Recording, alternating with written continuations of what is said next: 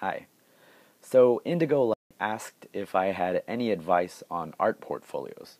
So this is going to be one of those situations where it's do as I say and not as I do, because if you look at my portfolio, it's not really up to date, and there's some things that I would like to change that I just haven't gotten around to do.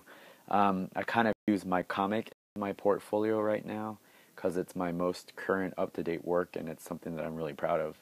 But that's not always the best way to show off your work. So these are ideas that I've learned over the years. Some of it's from mistakes that I've made personally, but also there's a lot of advice here that I've gotten from other other art directors or project managers who I've listened to what they look for in portfolios. So take all this advice with a grain of salt, but some of this is actually based on experience. Ugh. All right, so in general, you want to show off your best work. Now that's pretty fucking obvious, but you want your best, most recent work. And chances are, if you're an artist, you don't like your old shit anyway. So if you're taking a look at your portfolio and you find that you have stuff in there from like 5 years ago, or from when you were in college, or when you were in school, or anything like that, get rid of that shit. You don't like it. The person who's going to hire you won't like it. Well, they might like it, but they're not going to be hiring you for that old stuff. They want to hire you for what you can do now. And chances are you've improved since 5 years ago, and you don't do that stuff anymore. So get rid of that shit. New stuff. All new stuff. All finished stuff. Don't put any sketches. Don't put any thumbnails. Don't put pages of things that you drew in your sketchbook, or doodles in the lines of your homework, or any of that kind of bullshit. You want finished pieces. You can show off your sketches and some of your ideas, but that's more for your blog online, or your Twitter feed, or your Tumblr, or stuff like that. If you are trying to get work, and your goal is to get work with your portfolio, show off finished pieces. Now, I've heard a couple numbers, like anywhere from like 10 to 20. I think in general you want to keep it at a manageable size in terms of how many pieces you include in your portfolio. I think 10 is a really good number because it gives you enough to show the breadth of your work, but also few enough. But also the people that you're showing your stuff to probably aren't going to look at the entire portfolio. Like if you have 10 pieces, they might get through 5 or 2. Or hell, they might even open your book and say, you're hired. Or they might not want to hire you.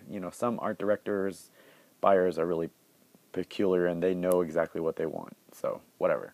But I think 10 is a decent number because it gives you a lot of chances to show off a variety of stuff.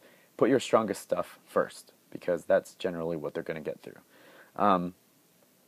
Now, depending on the market, you want to, like, if you do a lot of different styles, like say you have a cutesy child style, and then you have a hyper realistic style, and then you do 3D renderings and things like that, it might be a good idea to tailor specific portfolios for specific clients. Like you might want to put together a portfolio for children's illustration, or a portfolio for background work or texturing, or things like that. Separate them so that when you approach a specific client, chances are they're not going to want you for everything that you do, but they might want you for specific things. So if you have multiple styles and you work enough in those styles, then you can put together separate portfolios. Or if you're like me, you just kind of jump around and do a whole bunch of everything. So just dump that all into your portfolio. Make sure it's, again, the best stuff. Hey, look, editing! I normally don't edit things because I just want to get it down in one take, but I coughed up a lung in the middle of that, and that's kind of gross. So, yeah, your 10 best pieces. Now, I know I talk a lot about comics, so I'm going to give some specific advice for people looking to get gigs as comic illustrators. Now, most of the people trying to get into comics want to do interior pages. This means storytelling, and you're going to be approaching editors who have seen reams and reams of fucking pinup pages and covers and all that other kind of bullshit. And they're not hiring those people because because they're going for interior jobs. Interiors are all about storytelling. So fill your portfolio with pages of actual comic work, panel layouts, storytelling, action shots, talking shots, all sorts of stuff. Nobody gives a shit about your pinups. Anyone can do a fucking pinup. The people who get hired to do interiors in a comic book are people who can actually tell a story visually. There are plenty of scripts out there that you can download and analyze and then do versions of those scripts in pages. Put that shit into your portfolio if you want to draw comics. Now, if you don't want to draw comics, if you want to do covers, if you don't want to do interiors, if you want to do things like covers or spots or something like that, storytelling is still an important element. When you pick up a comic, that cover has to convey something. There has to be some kind of action going on.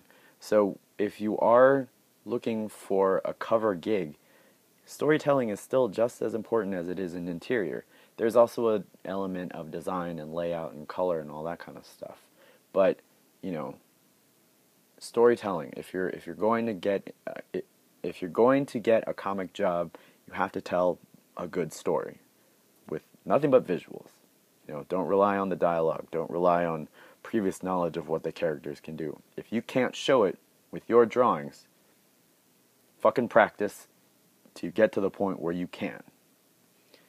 So these are all things that you should carry with you if you're going to like a convention, like a SIGGRAPH or a Comic-Con, and you say, hey, look at my stuff, and you get a chance to meet an editor. Online, there's some other strategies that you can use. Oh my gosh, another edit. So yes, online, there's some slightly different strategies that you can use when you're creating your online portfolio.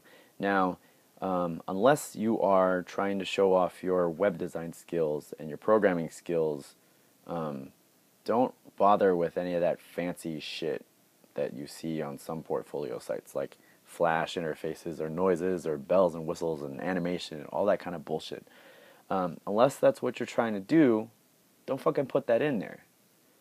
Your portfolio online should focus on your work. Now, there's some really good examples of photography websites that have really slick designs where it's just the photo and then, the photographer's name and contact information or something like that. And they present it in a nice, clean way. When you're presenting your work online, your work has to be the focus. It can't be on the design. It can't be on the little interfaces or the navigation. If you're using something too fancy and the visitor can't figure out how to get to the next fucking picture, you've lost the client. So make it simple, make it clean, but make it simple and easily navigatable. Make sure your contact information is out there. Sometimes it's a good idea to put, like if you take commissions, sometimes it's a good idea to put a price list up there so that people don't bullshit around with you. They know exactly what they're getting into when they contact you. But definitely put your information up, your contact information. Phone number, it's up to you, however best you like to get contacted. I put my email up everywhere because I don't mind using that. And there's a trail for me to follow so I know, so I can keep track of dealings with clients and things like that. So, but there are a lot of templates out there that you can grab that are clean, have a really nice, clean, concise interface.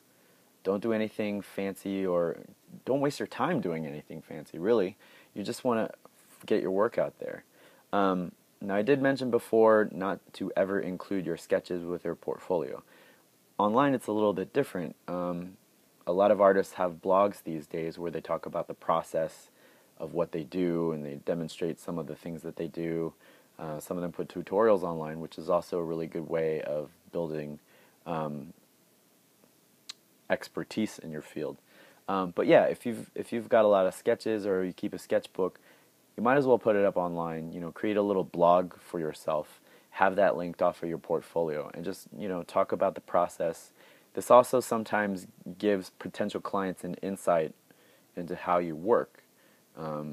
and that makes the process of hiring you a little bit more intimate for them, because they know what they're getting into. They know you're not a flake. Maybe you are a flake. If you are a flake, don't fucking blog about it. Put up a good face. Things to consider if you do blog as an artist and you want to use that as sort of a way to show your process. Make sure the client okays anything that you put up online. Some clients are a little finicky about that. They don't necessarily want their stuff out before it's ready for publishing. So make sure you get permission from the client. And also watch your language. I know I shouldn't fucking talk because I just dropped the F-bomb. I use it as punctuation most of the time. But there are clients out there who won't hire you if you have a potty mouth. Some of the time, you don't want to work with people who don't like potty mouths. But if you're using it as a professional space, you should try to keep it clean. Clearly, this is another one of those cases where, do as I say, not as I fucking do. So, but yeah, clean design. If you want to show off your sketches, blog is a good way to do it. Now, there are some portfolio sites like DeviantArt, and I have a DeviantArt account, and I put up, stuff up there, mostly because it's the highest trafficked art site online, and you never know who's trolling around looking for stuff. Now, there is a problem of people swiping your shit and selling it and all that kind of stuff, but if you're putting your artwork online, that's going to happen eventually. Somebody's going to see your stuff and they're going to want to use it for their own or claim it as their own. Keep an eye on that, but there's no real way to really prevent that except, be vigilant, search. I don't know. Sometimes, people will see, you'll have fans who will find your stuff somewhere and they'll alert you to that. But I don't know. If you decide that you need to generate business by putting a portfolio online, you're not going to be able to stop everybody from stealing your stuff. It's just one of those shitty things.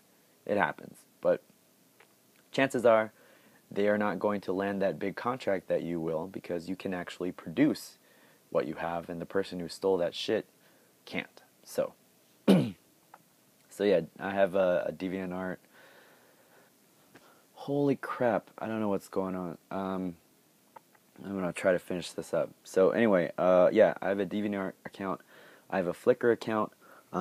It's up to you whether or not you want to put your stuff up on there.